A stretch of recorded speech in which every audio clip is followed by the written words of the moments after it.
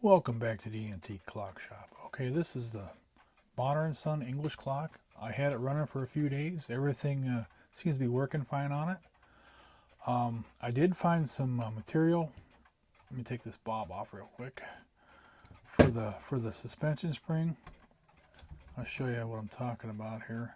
I don't know if you can see that in the camera or not, but it's got a crack in it. And I did find the right material over in the UK.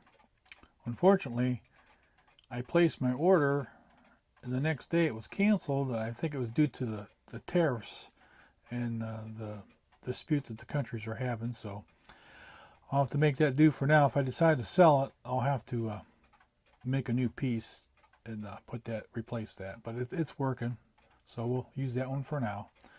Okay, now what we're going to do now is we're going to disassemble this clock.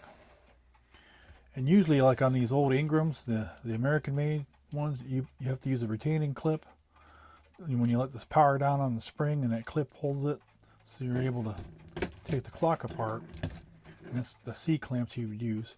But on these clocks, because it has a spring barrel, you don't need those clamps. You just use the barrel itself. So that's what I'm going to do. Is I'm going to show you how I'm going to let that down and take the power off the clock. Okay, I gotta get this retaining clip off here that holds these click springs into place. I've never done one like this before. It's the first time, so let's see how it goes. Get this without marking the brass up.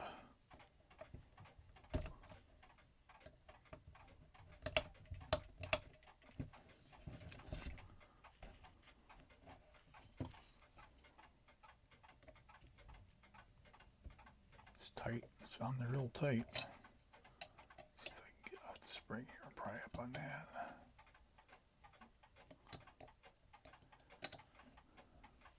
I'll be right back. Let me see if I can get this loose real quick. Okay, I got it loose. I had a little bit of finesse and we got it loose. Thing's dirty. Needs cleaned. Alright, so now I gotta see how these come out. They should just pull out. Get a pair of needle nose here. I've seen this style on German clocks.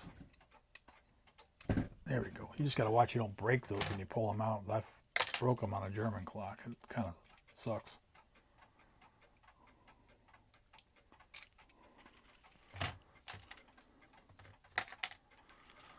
Okay, now what you're going to do is you're going to get your letdown tool. Put that on there. And then you're going to take the click off, let it down. Easy. And that takes all the power off the chime side. Now we're going to do the time side. Same thing. Just let it go in your hand. There you go. Now all the power's off the clock and we can disassemble it. I'll do a time-lapse video on that, and I'll get back to you.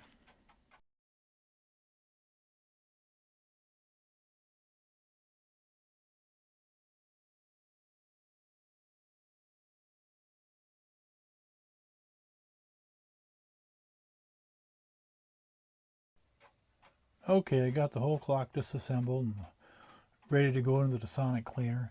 It's also important to remember when you take these apart, have your two separate bins. One's for the chime side, one's for the time side. That way you don't get the gears mixed up, because that can get pretty challenging when you try to put it back together.